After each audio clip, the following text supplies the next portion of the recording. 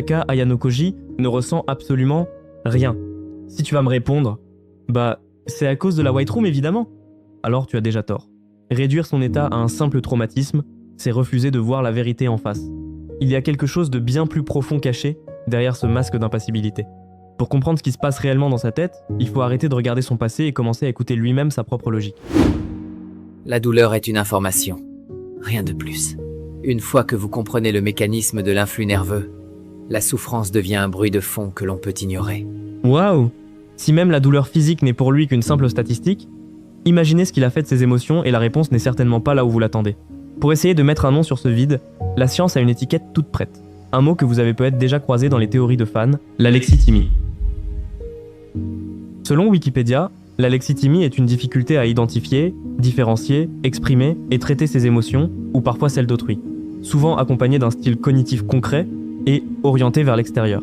En bref, il s'agit de l'incapacité à identifier et à exprimer ses émotions. Sur le papier, Kiyotaka est le cas d'école parfait. L'alexithymie, ce n'est pas être un psychopathe ou encore moins un monstre, mais c'est être aveugle à ses propres sentiments. Regardez ses interactions dans l'anime. Que ce soit face aux menaces de Shabashira ou aux larmes d'Orikita, il reste toujours impassible. Son visage reste cette page blanche que personne n'arrive à lire. Pour beaucoup d'entre nous, c'est la preuve ultime. La White Room a éteint ses capteurs émotionnels, le laissant incapable de ressentir quoi que ce soit. Mais, en cet instant, j'ai ressenti quelque chose de différent. Une légère pointe de curiosité peut-être. J'espérais, du plus profond de mon cœur, que cette fois-ci serait différente. J'espérais que quelqu'un pourrait enfin me briser, ou que je pourrais enfin ressentir la chaleur d'une émotion humaine. Mais le résultat était toujours le même. Mon cœur restait aussi froid que de la glace, imperturbable. C'est une analyse rassurante. Elle place Kiyotaka dans la catégorie des dysfonctionnels. On imagine un cerveau qui essaie de ressentir, mais qui échoue, prisonnier d'un court-circuit émotionnel permanent. On voit en lui une machine en panne.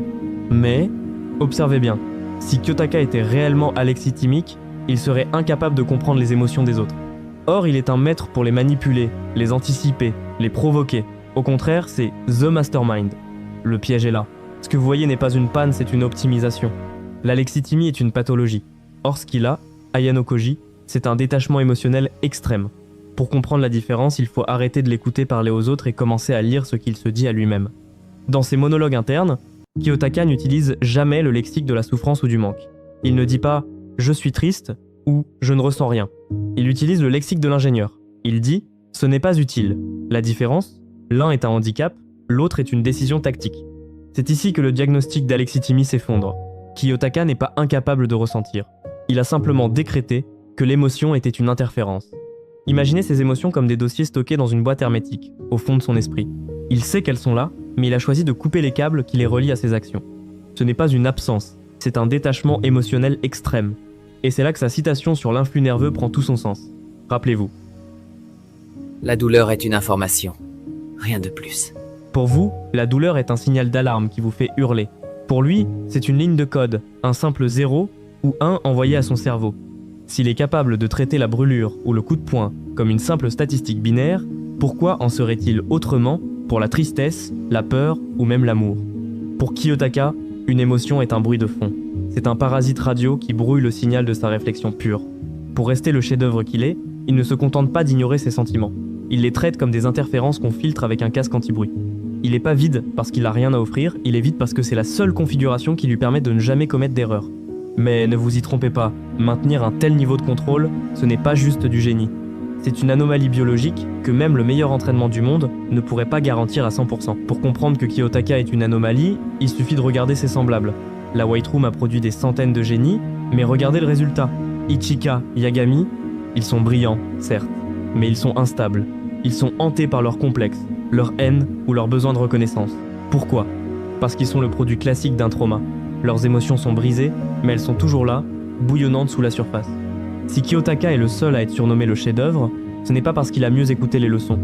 C'est parce qu'il avait déjà une structure mentale différente à la naissance. Là où les autres essayaient de survivre à l'enfer, lui l'analysait. Il n'a pas survécu à la White Room grâce à l'entraînement, il y a survécu parce qu'il était déjà capable de s'autosuffire mentalement. Avant même que les instructeurs ne commencent à le formater, son cerveau était déjà une forteresse. Non mais sérieux, qui peut débrancher ses émotions pour de bon comme ça, comme on débranche une vulgaire prise secteur? Essayez de vous dire « je ne ressens rien » la prochaine fois que vous vous cognez l'orteil contre un meuble, on va voir si l'influx nerveux devient un bruit de fond. C'est l'argument que la plupart des fans oublient. La White Room n'a été qu'un outil de révélation. Si vous essayez de forger une épée avec du bois, vous n'obtiendrez que des cendres, peu importe la température du four. La White Room était le four le plus chaud du monde, et les autres enfants étaient le bois. Eh bah, ils ont brûlé. Kiyotaka, lui, était déjà de l'acier. Sa capacité à traiter la douleur comme une information et ses émotions comme un bruit de fond n'est pas une compétence qu'on enseigne. C'est une prédisposition naturelle. Il n'est pas devenu anormal à cause de son passé.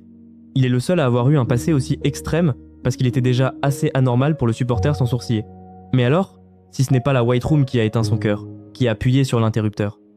La réponse est plus simple et beaucoup plus effrayante. C'est lui. Kiyotaka n'est pas une victime passive du destin. Ce n'est pas le stress ou la violence qui ont éteint son cœur par accident. Non. Kiyotaka a activement décidé de couper les câbles. Et c'est précisément là que réside sa supériorité. Pourquoi les autres génies finissent-ils tous par échouer? Prenez Arisu Sakayanagi. Elle est brillante, mais elle est esclave. Esclave de son ego, de sa fierté, du plaisir qu'elle prend à écraser les autres. Elle reste humaine. Kiyotaka, lui, a fait sauter le verrou du soi. Il n'a pas d'ego à flatter, pas de plaisir à assouvir, pas de colère à venger. En désactivant son humanité, il a supprimé le seul levier que ses ennemis pourraient utiliser contre lui. On ne peut pas manipuler quelqu'un qui n'a plus rien à perdre. On ne pas même son propre reflet. Le constat final est bien plus sombre qu'on imagine. Kiyotaka ne s'est pas contenté d'apprendre des tactiques de manipulation dans des livres. Il a littéralement reprogrammé sa propre biologie. Lui et personne d'autre, pas même la White Room. Il est le seul à avoir compris cette règle fondamentale de la survie extrême. Pour gagner à chaque fois, sans aucune exception, il ne suffit pas d'être le meilleur des hommes. Il faut accepter de cesser d'être humain. Il a troqué son âme contre une invincibilité statistique. Et le plus flippant dans tout ça, c'est qu'il ne le regrettera jamais. Parce que pour regretter, il faudrait déjà ressentir